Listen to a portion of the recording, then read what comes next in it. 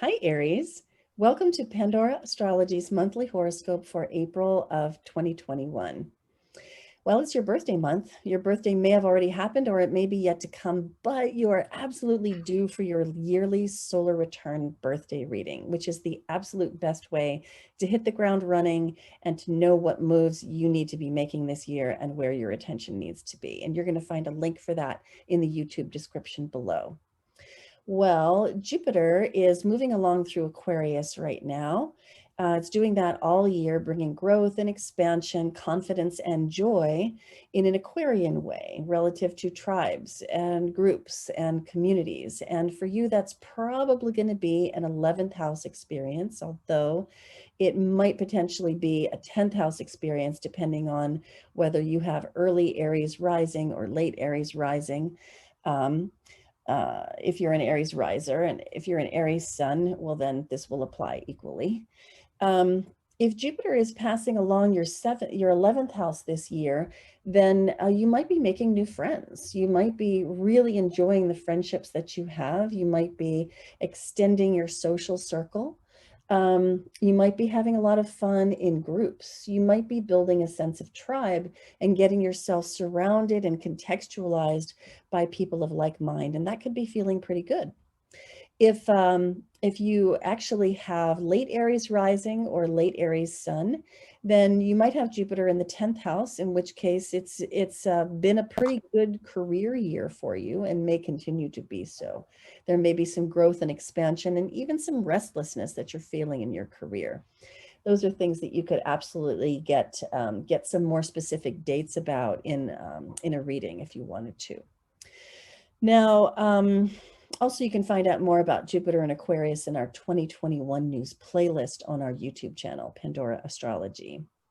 So, Julia, I think you've got some news for the Aries of the world about Mercury, Venus, and Mars. You want to take it away? Sure do. Well, hey there, Aries. I'll begin with Mercury because that's the planet of communication. It also relates to a lot of what's going on in your mind.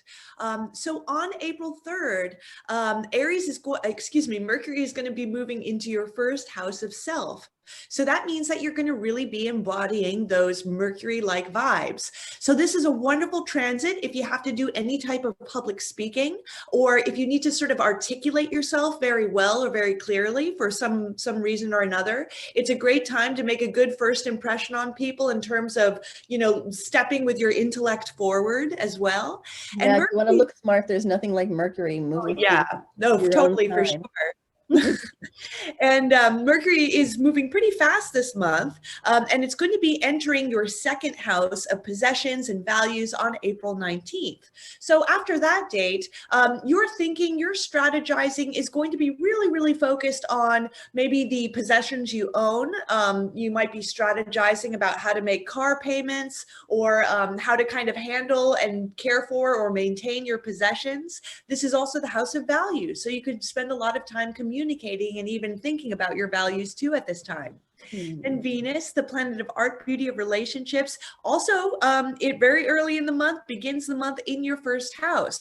So actually a really great month for making good first impressions, because you got Venus in there too. So she adds, it's like Mercury is going to kind of beef up your intellect and your ability to articulate, and then Venus in there is going to add some charm, and she's also going to make you extra attractive as well at this time. And then she's going to be moving into your second house on April 14th, where she's going to be adding a little bit of luck to your finances.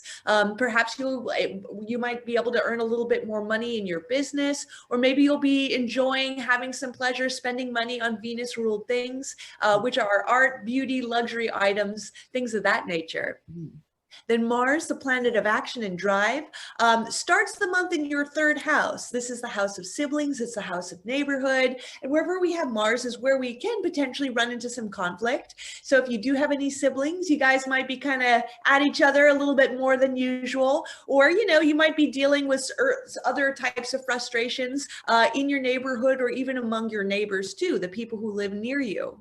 Then Mars on April 23rd is going to move into your fourth house of family and home. So again, some of those conflicts and challenges might might appear in the domestic sphere of your life. It's a time where you might run into conflict with family members or the people that you live with, but it can also be a great time for getting a lot of home projects done, because wherever we have Mars is where we expend our energy. So yeah, you can actually get, if you have a lot of to-do lists to get done in your home, that's a really wonderful time for it. Indeed. Well, we have a couple of moons to look at. First of all, a new moon in Aries, which is happening on the 11th. And here it is. There's the moon creeping up on the sun at 18 of Aries, going to meet up with the sun at 22 of Aries, and that's happening on the 11th. And that one we're calling assertive, but also relatable, because it really packs a punch, this moon. It's got a lot of fire to it, but it's also got a lot of sweetness too, and a lot of sort of diplomacy threads woven in there. It falls in your first house, so it might be a pretty emotional couple of days with all of this stuff going on there, and then the moon just adding whipped cream and a cherry on top of that. So you might be feeling a lot, but it's also a really good time to birth new things, to let that energy, that creative energy really spring forth. And you may find that you can assert what you want and just sprinkle the right amount of sugar on top. So that'll be great. Then we have the second moon of this month, which is happening on the 26th, and that's a full moon in Scorpio. Here we see the sun in Taurus and the moon. Yeah, this is probably the best way to show it to you. And this is an axis of signs that has to do with possessiveness and money and control. And those are some of the themes that are woven into this moon. We're calling it focused obsession balanced with calm objectivity. The Scorpio moon is really passionate. It might be really controlling. There might be that urge to control and possess your partner. This might have you really engaging sexually in a very deep manner during this moon. But also Uranus is with the sun opposite the moon. So it wouldn't be surprising if there was some pushback, some resistance, I would say, and maybe some sort of entrenched arguments that might go on. And that could be, certainly on topics of money, maybe topics of sexuality, or other, intimate matters. So watch out for that one. Now we have also got a sign change on April 19th. The sun is going to move into Taurus. So here it is in late Aries. It moves into Taurus. So spring goes on springing. This is the season of flowers and beautiful smells. And it begins to bring a pile of planets here in Taurus into your second house. So it takes some of the emphasis away from, from yourself, from how you're presenting yourself, and moves it more into the realm of, well, am I building the wealth that I want to build? What about my stuff? What about my body? What about my eating? How is my relationship to the physical world going? So that becomes a sort of a theme of some preoccupation there later in the month. So another thing I want to let you know is that Pluto is going retrograde this month. There's Pluto, and we've been talking about this for a couple of months. And it's this idea that the spring this year, the late winter and the early spring are a really good time to start new things, because all of the outer planets are direct. Well, that condition begins to erode right here towards the end of the month on April 27th, when Pluto goes retrograde. All of these outer planets, Saturn, Jupiter, Neptune, Chiron, and Uranus, are going to start turning retrograde in turn. And it will become a little bit more difficult to get things done. So start those new projects. Definitely do that right away. And if you can do it in the beginning of April, so much the better.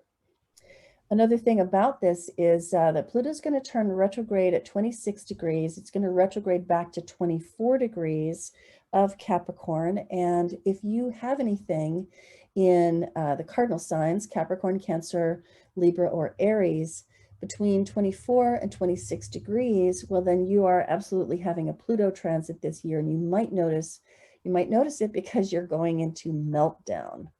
And you're transforming and you're metamorphosing, and there is no better time to get a reading to explain it, and mostly to give you the relief of showing you the timing of it, because when you're in such a thing, it feels like it's never going to end, and that's not the truth.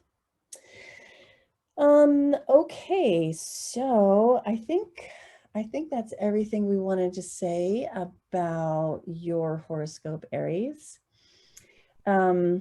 If you enjoyed this video, please be sure to like it, subscribe to our channel on YouTube, Pandora Astrology.